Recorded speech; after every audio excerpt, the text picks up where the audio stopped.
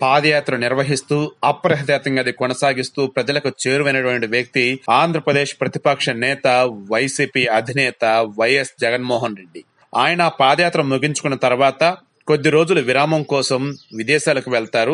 అది కూడా తన కూతురు చదువుకుంటున్నటువంటి లండన్ కు వెళ్తారని కూడా అంతా అనుకున్నారు. అదే విధంగా వైసీపీ శ్రేణులు కూడా అదే చెప్పారు. కానీ ఉన్నట్టుండి లండన్ టూర్ ను రద్దు చేసుకున్నారు జగన్. ఎందుకంటే పాదయాత్ర తర్వాత కుటుంబ సమేతంగా లండన్ టూర్ ప్లాన్ చేసుకుని అక్కడ సరదాగా ఉందామన్నటువంటి జగన్ కి ప్రస్తుతం ఏపీలో ఉన్నటువంటి రాజకీయ పరిణామాలతో టూర్ రద్దు చేసుకోవటమే అత్యంత ఉత్తమమైన మార్గమని భావించారు. ఎందుకంటే ఒకవైపు అభ్యర్థుల ఎంపిక, మరొక పక్క పార్టీ నేతలతో సమీక్షలు, పార్టీలో నేతల చేరికలపై జగన్ వ్యూహరచన చేస్తున్నట్లుగా సమాచారం. అటు ఏపీ సీఎం చంద్రబాబు నాయుడు కూడా తన విదేశీ పర్యటన రద్దు చేసుకున్నారు. ఆయన ఎందుకు రద్దు చేసుకున్నారు అంటే ఆల్రెడీ కేంద్ర ప్రభుత్వం ఈయన ఎన్ని రోజులైతే అక్కడ ఉందామని అనుకున్నాడు అంటే అక్కడ దావోస్ లో, ఆ దావోస్ పర్యటనలో ఆల్రెడీ చంద్రబాబు నాయుడు పర్యటిద్దాం అనుకున్నటువంటి అన్ని రోజులు కాకుండా ఆ రోజుల్ని కుదించడం, ఆ తర్వాత ఇక్కడ రాజకీయ పరిణామాల మొత్తం కూడా మారటంతో చంద్రబాబు నాయుడు కూడా తమ పార్టీ కార్యక్రమాలపై అదే విధంగా ఎన్నికలపై దృష్టి సారించేందుకు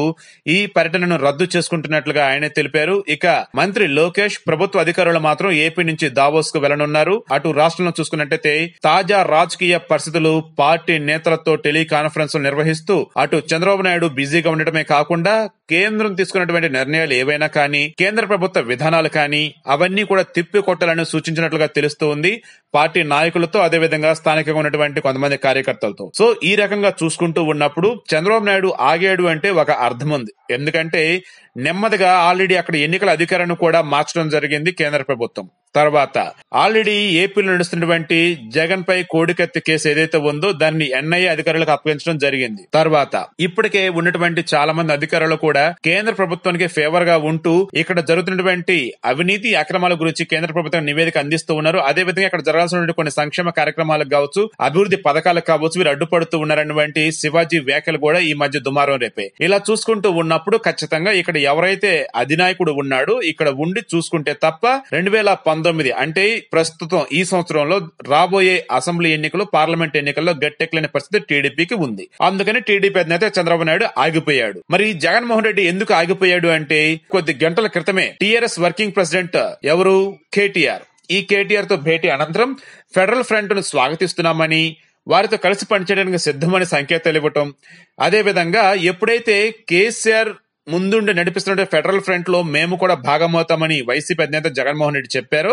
అప్పటి నుంచి కూడా ఆంధ్రప్రదేశ్ లో ఉన్నటువంటి టీడీపీ నాయకులు, అదేవిధంగా మిగతా పార్టీ వాళ్ళు కూడా ఎవరైతే ఆంధ్రప్రదేశ్ కి అడ్డు తగులుతూ ఉన్నారో అడుగడుగున అభివృద్ధి పరంగా కావచ్చు, ఏదన్నా నిధులు రావాల్సిన పరంగా కావచ్చు, అటువంటి కేసీఆర్ తో వెళ్లి మీరు స్నేహంగా మెలుగుతారా, ఆయనతో కలిసి మీరు అడుగులు ముందుకేస్తారంటూ కూడా ఇక్కడ లేనిపోయిన ఆరోపణలు చేస్తూ విమర్శలు గుప్పిస్తూ ఉన్నారు. ఇటువంటి తరుణంలో కనుక విదేశాలలో గనక ఒక 1 వీక్ ఉన్నా సరే చాలు, 1 డే ఉన్నా సరే చాలు, ఖచ్చితంగా లేనిపోయినటువంటి నష్టం చేకూరుతుంది. కాబట్టి ఆ టూర్ ను కూడా రద్దు చేసుకుని ఇక నియోజకవర్గాల వారిగా అభ్యర్థులు ఎంపిక చేయటం, అదేవిధంగా పార్టీని ఎక్కడైతే లోపభూయిష్టంగా ఉందో ఆ పార్టీని లోపభూయిష్టంగా కాకుండా విజయవంతంగా తీర్చిదిద్దటం, ఇలా చూసుకుంటూ ఉన్నప్పుడు రాష్ట్రం అంతటా కూడా మరికొద్ది రోజుల్లో బస్సు పర్యటన ఉంది కాబట్టి ఆ రకంగా ప్రణాళికలు రచించడం, ఇవన్నీ చూసుకుంటూ ఉన్నప్పుడు అటు వైఎస్ జగన్మోహన్ రెడ్డిని కానీ, ఇటు టీడీపీ అధినేత చంద్రబాబు నాయుడిని కానీ ఇద్దరిని కూడా విదేశీ పర్యటనలు రద్దు చేసుకుని ఇక్కడ ఉంచడానికి ఉన్నటువంటి మహాశక్తి, ఆ వెనుకున్నటువంటి పెద్ద కారణం మరేదో కాదు, 2019 అసెంబ్లీ ఎన్నికల్లో గెలుపు, అదే విధంగా పార్లమెంట్ ఎన్నికల్లో ఎక్కువ లోక్సభ సీట్లు సాధించడం.